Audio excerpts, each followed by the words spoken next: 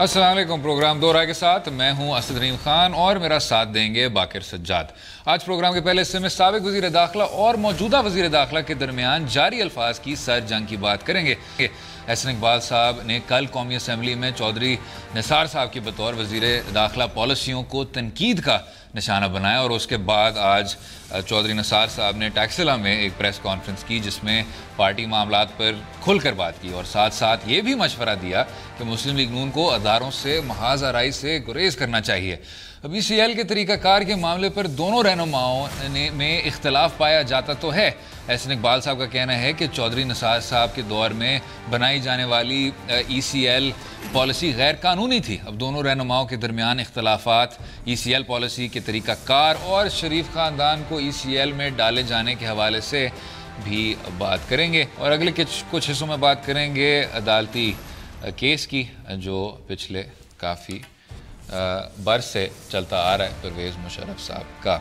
باقر صاحب اس سے پہلے کہ گفتگو شروع ہو جائے پہلے سن لیتے ہیں چودھری نثار صاحب نے آج وہ کیا کچھ کہا ٹیکسلا میں جو خبروں کی زینت بن چکا ہے. ہر چیز کو بڑی خاموشی سے ہینڈل کیا ہے. میں نے کابینہ میں آنے سے معذرت کر لی. اگر کسی کو میری رائے سے اختلاف ہے تو میں بچ کے ایک کونے میں بیٹھا رہوں. پہلے مجھے یہ بتایا جائے کہ مسلم لیگ نون کا بیانیہ کیا ہے. عدلیہ سے لڑائی نہیں لڑنی چاہیے. میرا مشورہ ہے ہمیں پاکستان کی افواج سے یا ان کی ہائرارکی سے لڑائی نہیں لڑنی چاہیے.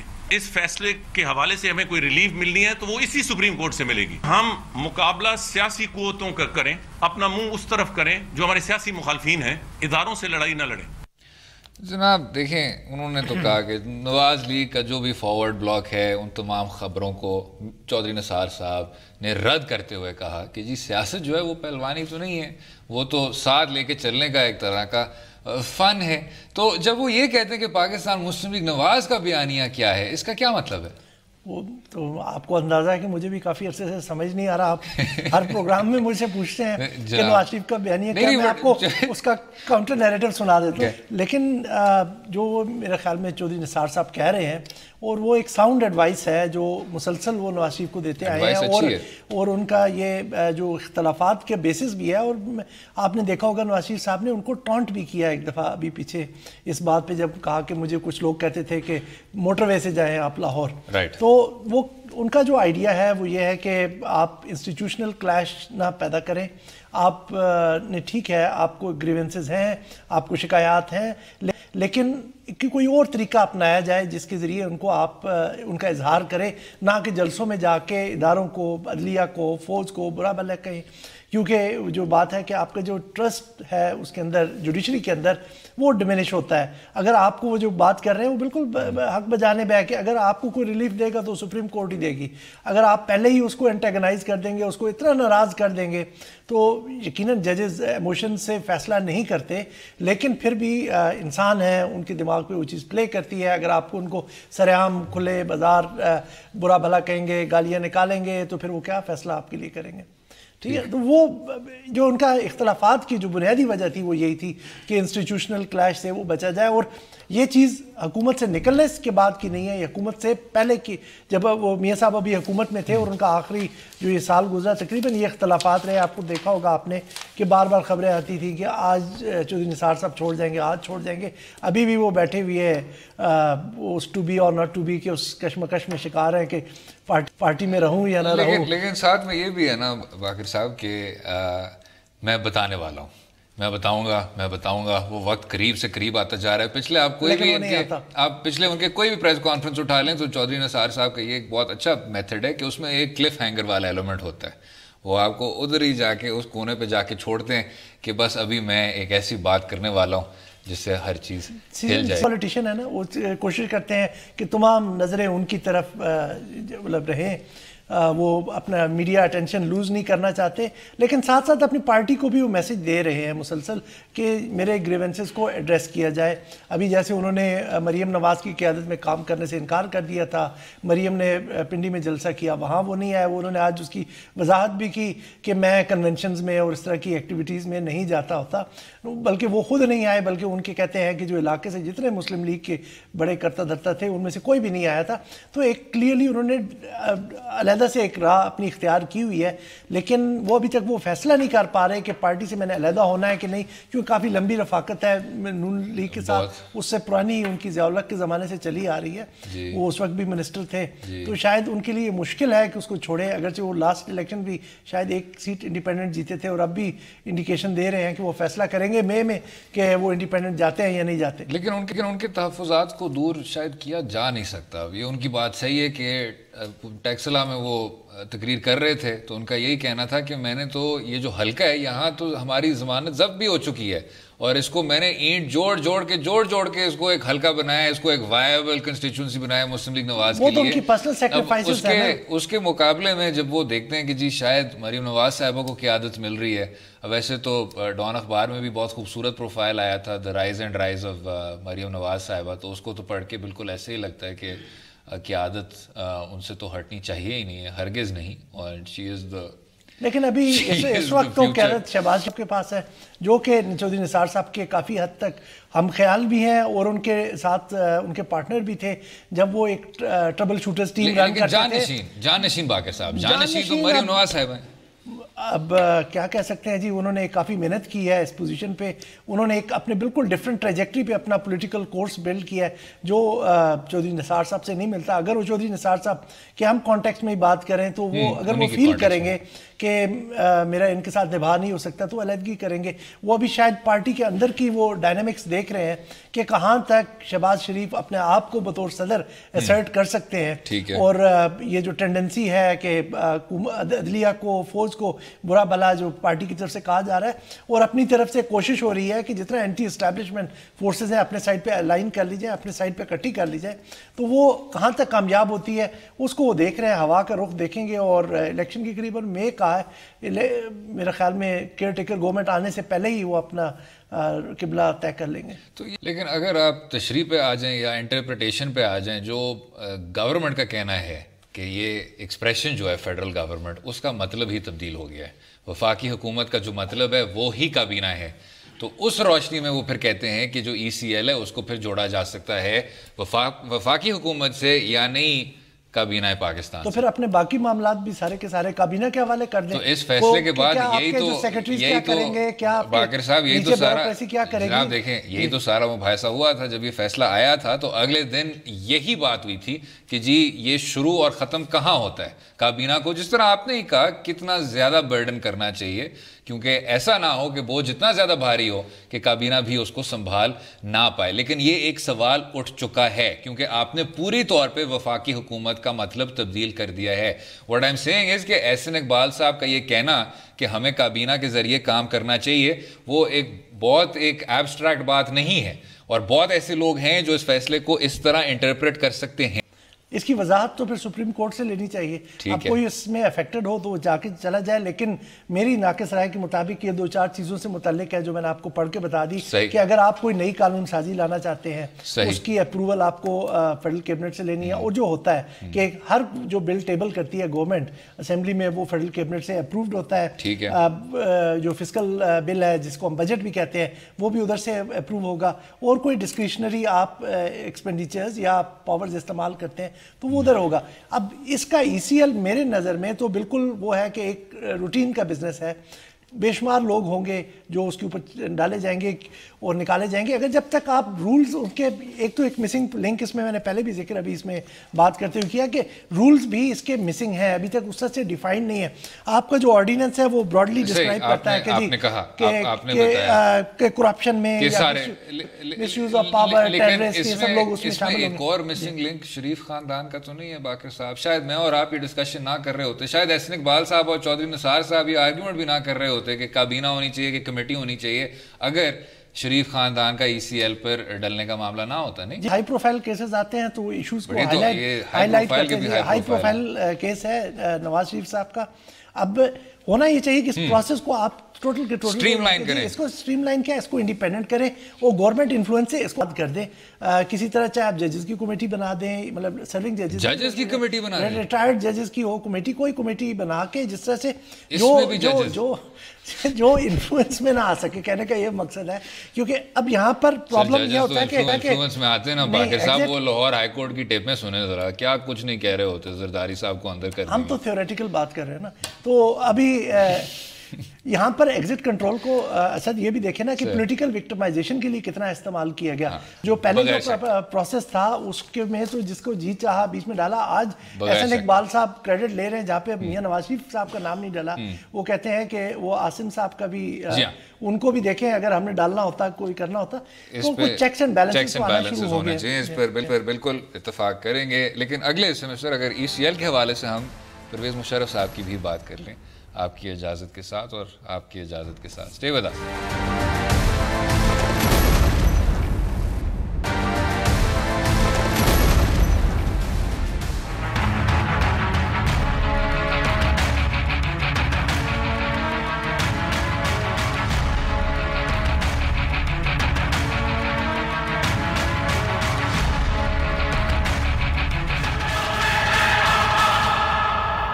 ویلکم بیک ٹو دورہ. اس حصے میں ایک اور اہم عدالتی کیس کی بات کریں گے جو پچھلے کافی عرصے سے سست روی کا شکار ہے. سابق صدر اور آرمی چیف پرویز مشرف صاحب کے حوالے سے حالیہ عدالتی حکم میں ان کا پاسپورٹ اور شناختی کارڈ معطل کرنے کا حکم دیا ہے. مشرف صاحب نے حکومت سے سیکیورٹی کی یقین دہانی کی شرط پر پاکستان واپس آنے کی رضامندی بھی ظاہر کی ہے. پروگرام کے حصے میں بات کریں گے سابق صدر مشرف صاحب کے کیس کا اونٹ کس کروٹ بیٹھے گا, اور اب تک جو سست روی اس کیس میں دیکھنے میں آ رہی تھی اس کی کیا وجوہات تھیں.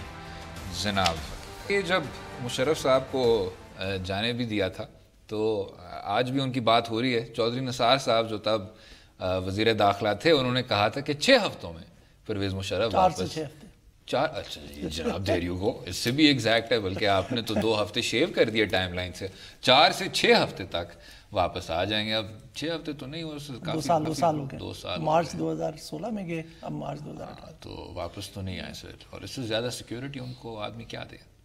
اب کیس کی میرٹس تو آپ بہتر جانتے ہیں کس طرح سے وہ کیس چل رہا تھا یا کن ریزنز کی وجہ سے کہ مشرف صاحب بار بار ابھی بھی بیٹھ کے اپنے آپ کو پولیٹیکلی ریوائیو کرنے کی کوشش کرتے ہیں. بہت زیادہ جہاں پر وہ سیٹسفیکشن کا اظہار کرتے ہیں کہ جی نواز شریف کے کیس میں انصاف ہوا یا جس طرح سے ہو رہا ہے, تو میرا خیال میں ان کو سسٹم میں تو کانفیڈنس ہے, اور ان کو آ کے فیس پرنسپلی اس بات میں تو کوئی رائے نہیں کہ ان کو آ کے یہاں پہ فیس کرنا چاہیے چاہے وہ جو بھی کہتے ہیں. لیکن اب انہوں نے خود ہی اس سسٹم میں انہی عدالتوں میں اپنے اس کا کیا.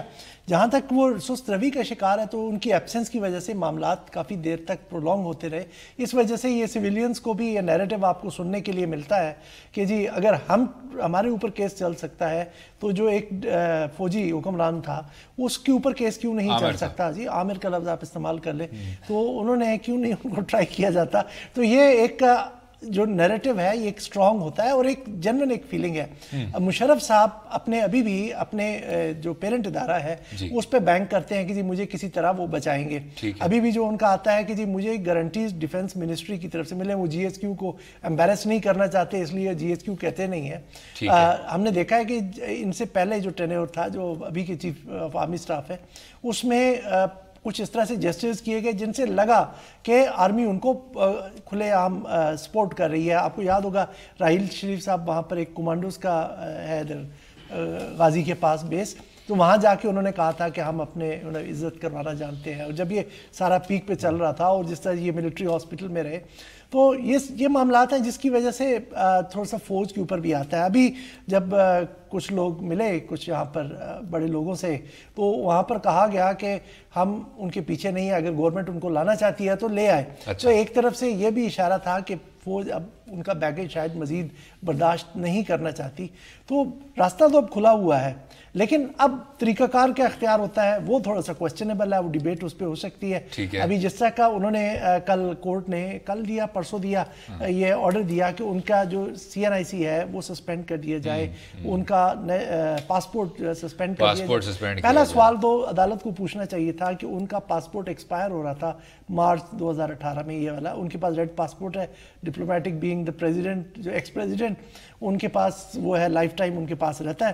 تو وہ ہو رہا تھا, تو اس کی کس نے اپروول دی ایکسٹینشن کی, آپ کو اسی سے نیت کلیئر ہو جائے گی کہ کہاں کس نے کس لیول پہ یہ سارا کا آپریٹ ہوا. اب یہ جو کرنا ہے اس کی تھوڑی سی کونوٹیشنز ہیں. ایک تو میں آپ کو تھوڑا سا بتاؤں کہ آپ ایبسکونڈرز کو ڈیل کرتے ہیں کیونکہ یہ کیس CRPC کے اس پہ کرمنل پروسیجر کے تحت چل رہا ہے, تو اس کی سیکشنز 87-88 ہیں جو آپ کو بتاتی ہیں, ڈیفائن کرتی ہیں کہ آپ کر کیا سکتے ہیں. ایک ایبسکونڈر ہے, اس میں کہیں بھی شناختی کارڈ کا منسوخ کرنا یا حتیٰ کہ اس کو سسپینڈ کرنے کی بات نہیں ہے. اس میں باقر صاحب کیونکہ آپ نے شروع میں کہا نا یہ سویلینز کا ایک طرح کا بیانیہ دیکھنے کو ملتا ہے, اس میں بڑے آرام سے وہی سویلینز جن کو شاید یہ باتیں آسانی سے سمجھ نہیں آتی وہ کہہ سکتے ہیں کہ جی ہم پرویز مشرف صاحب کے بنیادی حقوق کی کیوں بات کریں, کیونکہ جب لاپتہ افراد کا نظام شروع ہوا تھا تو ان کے بنیادی حقوق کی تو کوئی بات نہیں کر رہا تھا. جب دوسری جانب جب آپ کے نامعلوم افراد کراچی میں چن کے لوگوں کو مار رہے تھے تو ان وکٹمز کے بھی بنیادی حقوق کے بارے میں کوئی بات نہیں کر رہا تھا. جب دستور کو بھی الٹایا گیا تو کسی کے بنیادی حقوق کے بارے میں بات نہیں کیا گیا. پھر تو آپ پھر بڑے آرام سے پیار و محبت سے کہتے ہیں کہ جی یہ جو تمام بنیادی حقوق ہیں ان پر عمل درآمد روک لیا گیا ہے. یہ بھی ایک کافی خوبصورت انداز میں کہا جاتا ہے. میں صرف کہنا یہ چاہ رہا ہوں, باقر صاحب میں بالکل نہیں بنا سکتے. میں صرف یہ کہنا چاہ رہا ہوں کہ یہ جو سویلینز کا بیانیہ ہے نا یہ ایک دم سے میسی ہو جاتا ہے, کیونکہ پھر ان کو پھر وہ 9 سال 10 سال وہ یاد آتے ہیں جب بنیادی حقوق کے بارے میں کوئی بات نہیں کر رہا تھا. تو اگر وہ صرف اور صرف فوجی حکمران ٹھیک ہے اس فوجی حکمران پر لاگو ہوتے ہیں تو وہ تھوڑا سا جو میٹر ہے نا صرف وہ کمپلیکیٹ ہو جاتا ہے, پیچیدہ ہو جاتا ہے. نہیں میرے پاس میرے سامنے تو as human being as citizen of Pakistan سب کے رائٹس ہیں, سب کے رائٹس ہیں. میں ٹیررسٹ کی بات بھی کی آپ نے کی تھی, سب کے رائٹس کے ہوتے ہوئے باقر صاحب پرویز مشرف صاحب آپ نے کہا اپنے آپ کو بار بار ریوائیو کرنے کی کوشش کر رہے ہیں. انہوں نے ابھی ایک انتخابی اتحاد بھی بنایا, اس میں کچھ کلادم تنظیمیں بھی تھیں, اس میں کچھ مائنورٹی رائٹس آف پاکستان بھی تھا, ہر طرح کے. نہیں میں جس طرف جا رہا تھا وہ یہ ہے کہ پرویز مشرف صاحب کوشش تو بہت کر رہے ہیں کہ کسی طرح سے سیاست میں بھی ان کی بحالی ہو جائے. وہ خود نیت صاف کر کے واپس کیوں نہیں آ جاتے؟ جس طرح آپ نے کہا عدالتی نظام میں بھی ان کا فیتھ ہے, اپنے ہی سیکیورٹی ادارے ہیں جنہوں نے ان کو صدر رکھا 9 سال, وہ کسی اور کے ادارے تو نہیں ہیں, ان میں بھی ان کا فیتھ ہے, تو وہ کل واپس کیوں نہیں آ جاتے؟ اس پہ اوپر تو میں بالکل اس میں تو آپ سے اختلاف نہیں کر رہا ہوں, میں صرف ایک پرنسپل کی بات کر رہا تھا.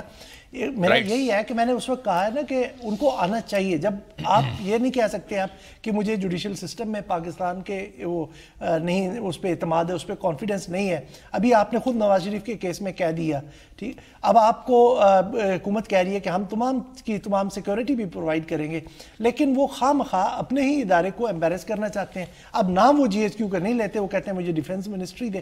اب ڈیفنس منسٹری مجھے آپ یہ سمجھائیں کہ کس کیپیسٹی میں دے گی, اور یہ مسلسل وہ بار بار ان کی طرف سے آتا ہے جی میں آنے والا ہوں. ابھی بھی یہ جو احسن اقبال صاحب نے جو کہا ہے ان کو 1 ہفتے میں اگر آپ آ جائیں تو وہی ان کے لائر نے کہا جی وہ آنے والے ہیں. اور آج بھی میری ان کے ایک پارٹی لیڈر سے دبئی میں بات ہو رہی تھی اور کہہ رہے ہیں کہ جی 21 کو ہماری میٹنگ ہے اور ہم سچویشن اسیس کریں گے اور ہم آئیں گے. یہ کوئی نئی بات نہیں ہے. وہ ایک ٹھیک ہے, میں مانتا ہوں کہ وہ بھاگ رہے ہیں اس نظام سے, وہ ٹرائل سے بچنا چاہتے ہیں. اب ٹرائل کو آ کے جب ایک چیز ہو گئی ہے, جب انہوں نے کانسٹیٹیوشن کو سسپینڈ کیا, ججز کو اریسٹ کیا, اب اس کے کانسیکوینسز کو فیس کرے, اس کو اپنے ایکشنز کو ڈیفینڈ کرے. اب یہ مسلسل لا امتناعی ایک سلسلہ تو نہیں جاری رہ سکتا, نہیں جاری رہ سکتا. اس پہ وقفہ لیں گے, گفتگو جاری رہے گی اسی موضوع پہ. اسٹے ود اس.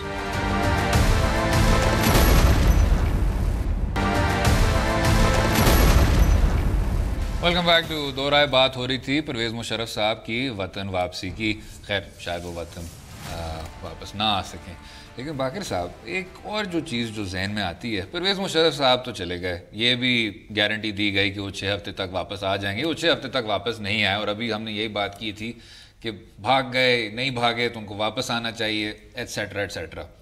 لیکن وہ جو اشخاص ہیں جن کے بارے میں ان دا فیلڈ عدالت عظمیٰ کے فیصلے ہیں, مثلاً اسلم بیگ صاحب یا اسد درانی صاحب, جو کہیں نہیں بھاگے ہوئے, ان پر کیا ایف آئی اے کارروائی نہیں کر سکتی, یا اس پر ایک دم سے ایک پردہ آ جاتا ہے کیونکہ وہ ایک ادارے سے منسلک ہیں؟ یہ تو اب پولیٹیکل ول بھی آپ کو چاہیے, تھوڑی سی یہاں پہ اسپائن دکھانی پڑے گی, اس کو کرنا پڑے گا آپ کو. یہی چیز ہے, فرت اللہ بابر صاحب نے بھی اس وقت جو اپنے ٹینیور کے دوران جو ہے ان کا بار بار ذکر آ جاتا ہے ہمارے پروگرام میں, ایک دن بلا بھی لیتے ہیں ان کو انشاءاللہ. تو وہ انہوں نے ذکر کرتے رہے, انہوں نے کیا تھا کہ جب اکاؤنٹیبلٹی کی بات ہو رہی تھی کہ جی ریٹائرڈ فوجیوں کی, کیونکہ جو سرونگ فوجی ہیں ان کا ایک اپنا میکینزم ہے اکاؤنٹیبلٹی کا, وہ فوج اس کے بارے میں بڑی وہ ہے کہ جی ہم نہیں آپ کو کر سکتے, لیکن چلے ریٹائرڈ ہی. تو وہاں پر سب سے پہلے جو ہے کس نے گھٹنے ٹیکے؟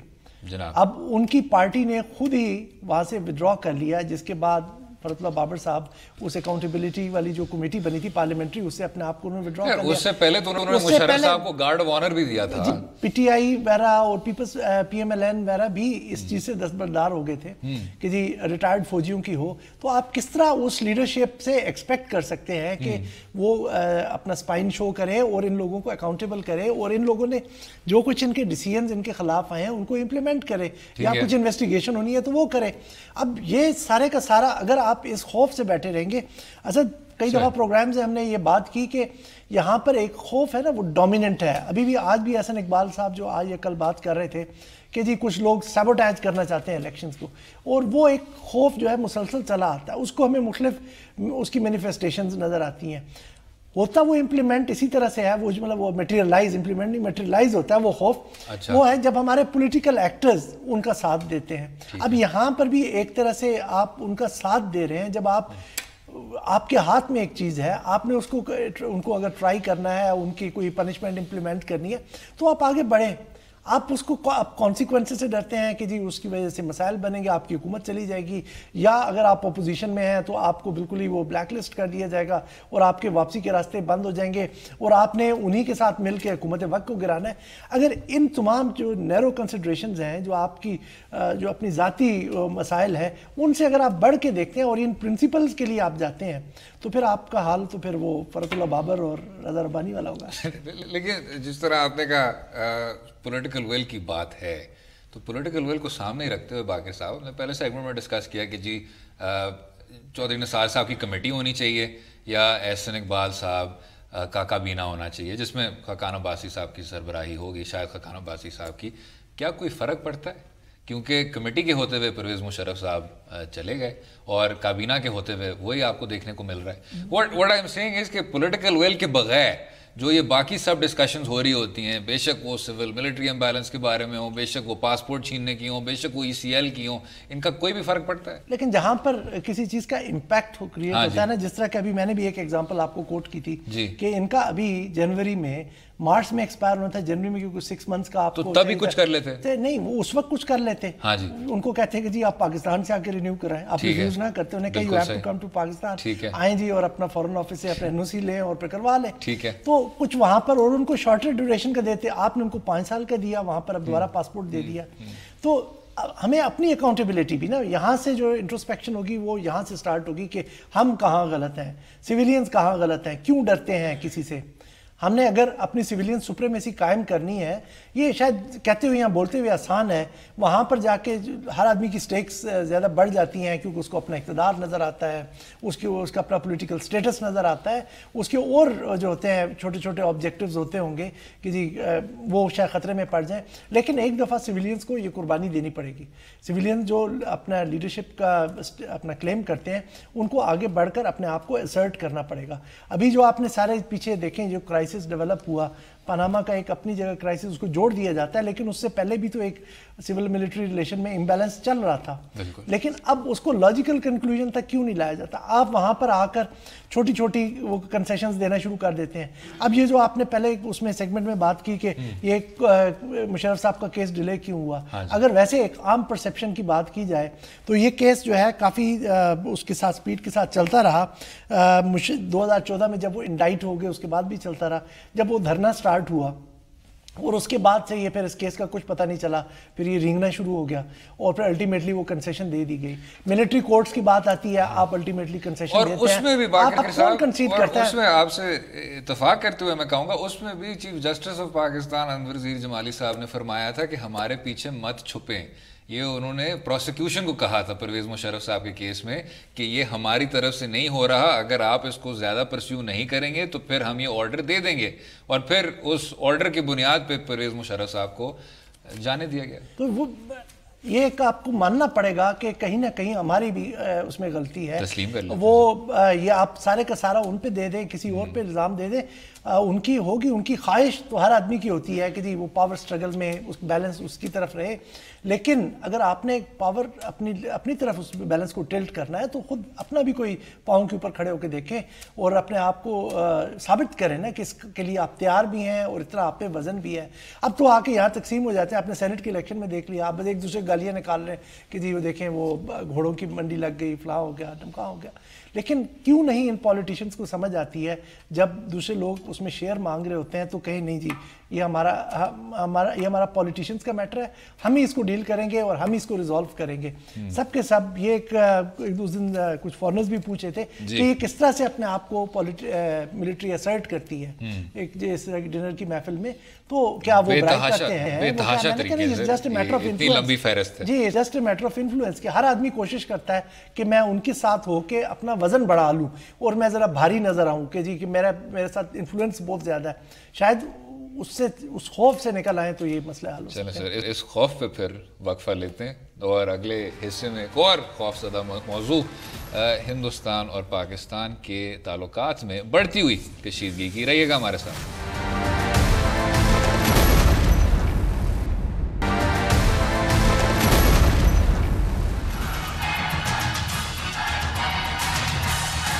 سفیر صاحب کو واپس بلا لیا ہے. فردر سٹیپس اگر اٹھانے پڑے جی بالکل اٹھائے جائیں گے, اس میں ہم پیچھے نہیں ہٹیں گے. ہمارے ڈپلومیٹس کی سیفٹی اینڈ سیکیورٹی ہمارے لیے پیراماؤنٹ ہے.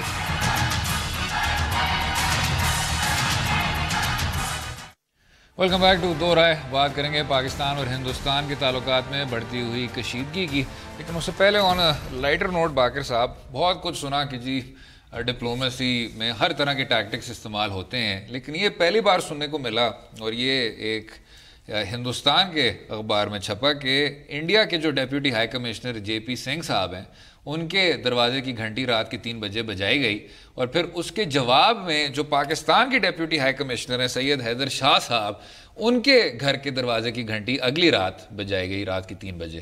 تو یہ آپ کو کیا لگتا ہے سر, آپ کا فورن پالیسی پہ بہت ہی بڑا سخت گرفت ہے, یہ کس طرح کا ڈپلومیٹک ماسٹر اسٹروک ہے جب دو نیوکلیئر ممالک اس طرح کی حرکتوں پر اتر آتے ہیں؟ یہ کوئی مناسب حرکت تو نہیں ہے, لیکن میں صرف اتنا ہی کہہ سکتا ہوں کہ جو ڈپلومیسی ہے یہاں پر, جو خاص طور پہ پاکستان انڈیا کے کانٹیکسٹ میں ہے, وہ ان کو اس میں جو پلہ جو ہے اسپائی ایجنسیز کا یا جاسوسوں کا وہ زیادہ بھاری ہو گیا ہے, اور وہ اب ڈکٹیٹ کر رہے ہیں. اب وہ اس لیے میں کہہ رہا ہوں کہ پاکستان کے کانٹیکسٹ میں نہیں کہہ رہا ہوں, آپ بھارت دیکھ لیں, ان کا ڈوول صاحب وہاں کرتے ہیں, ان کا بیک گراؤنڈ کیا ہے, اور یہ جو سفیروں کو یا ڈپلومیٹس کو ان کے جو باقی ہے ان کو ٹیل کرنے کی ایک پرانی ایک ٹریڈیشن چل رہی ہے کہ جہاں جاتے ہیں پیچھے موٹر سائیکلز ہیں, پاکستان میں بھی اور ادھر بھی بھارت میں بھی. یہ جو ابھی ہوا یہ ہراساں تو نہیں ہے, یہ تو ہراساں ہے. اب والا جو ہے جو کیونکہ معاملہ زیادہ گمبھیر ہو گیا ہے کہ پہلی دفعہ دیکھ رہے ہیں کہ بچوں کو بھی اور ان کی فیملیز کو بھی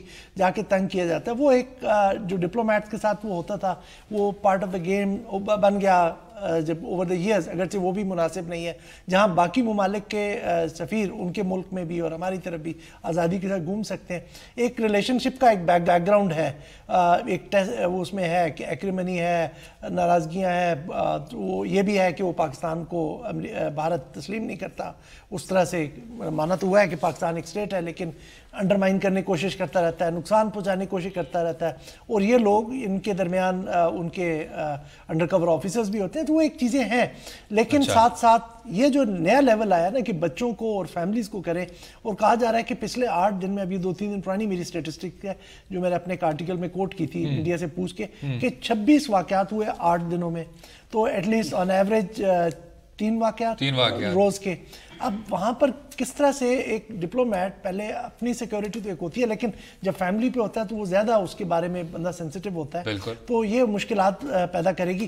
پاکستان اور انڈیا کے جیسے میں نے ذکر کیا پہلے ہی اتنے مسائل ہیں, کشمیر ہے, ٹیررزم ہے, اوپر سے اس طرح کے جب مسائل بنیں گے تو نارملائزیشن جو ہے جس کا ہم ہمیشہ سے ذکر کرتے ہیں اور ہم جس کے بہت زیادہ حق میں بھی ہیں کہ جی تعلقات نارمل ہونے چاہیے, ہمیں ہمسایوں کی طرح رہنا چاہیے, وہ ہمارے ڈسپیوٹس ہیں ان کو تو ریزالو ہونا چاہیے لیکن بہتری آنی چاہیے اور اس طرح کی کشیدگی نہ ہو. جیسا کہ لائن آف کنٹرول پہ ہم پچھلے کچھ سالوں سے دیکھ رہے ہیں کہ مسلسل ایک اضافہ آ رہا ہے. پچھلے سال 1800 کے قریب سیز فائر وائلیشنز ہوئی, 78+ لوگ شہید ہوئے ہماری سائڈ پہ.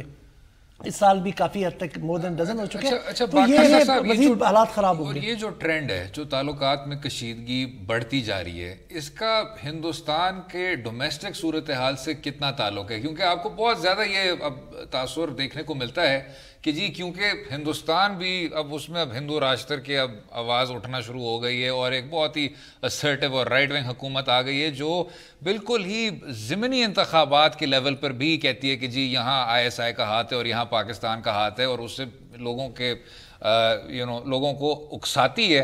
اس وجہ سے پھر خارجہ پالیسی میں بھی اس طرح کی سختی آئی ہے, تلخی آئی ہے. کیا یہ درست ہے؟ جی بالکل, کہ پاکستان کا تو پہلے میں پاکستان سے شروع کروں کہ ہمیشہ سے یہ موقف رہا ہے کہ ڈائلاگ کو بحال ہونا چاہیے, ہمیں بات چیت کرنی چاہیے مسائل کے اوپر.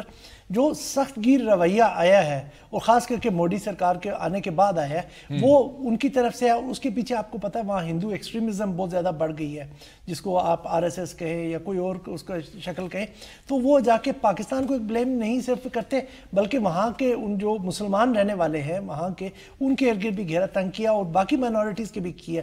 تو وہ مائنڈ سیٹ آپ کی گورننس میں بھی آپ کے فارن ریلیشنز میں بھی ریفلیکٹ ہو رہی ہے. پاکستان کے ساتھ تو ان کے ایک پرانے ہسٹورک پرابلمز چل رہے ہیں. کشمیر کا مسئلہ بنیادی مسئلہ ہے, اس کے علاوہ اب ٹیررزم ان کے اگر دیکھ لیا جائے تو وہ ایک ایشو ہے. لیکن یہ جو ایشوز ہیں نا کہ اب آپ اس میں ایڈ کرتے جا رہے ہیں, نہ کہ آپ حل کریں.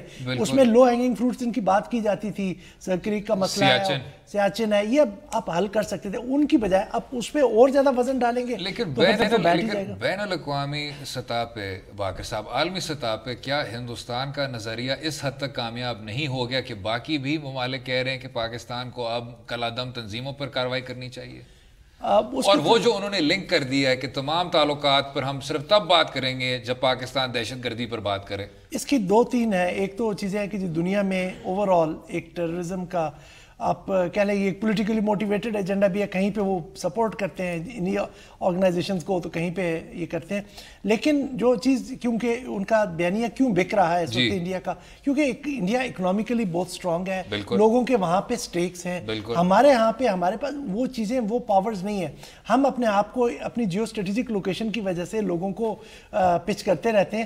انہوں نے اپنے آپ کو اکنامک پاور ہاؤس کے طور پہ ڈیولپ کیا, ایک پولیٹیکل پاور ہاؤس کے طور پہ ڈیولپ کیا. پھر جس طرح سے جیو اسٹریٹجک چینجز آ رہی ہیں تو وہ اپنے آپ کو انہوں نے امریکہ کے ساتھ الائن کر لیا ہے ٹو کنٹین چائنا. تو یہ سب کے مل کے ایک جو سینیریو بن رہا ہے اس میں پاکستان اس کا وکٹم بن رہا ہے.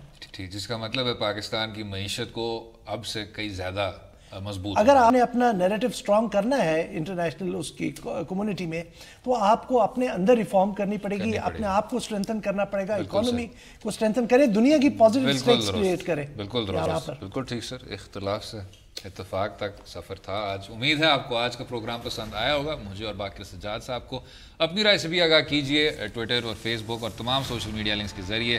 کل تک اجازت دیں, خدا حافظ.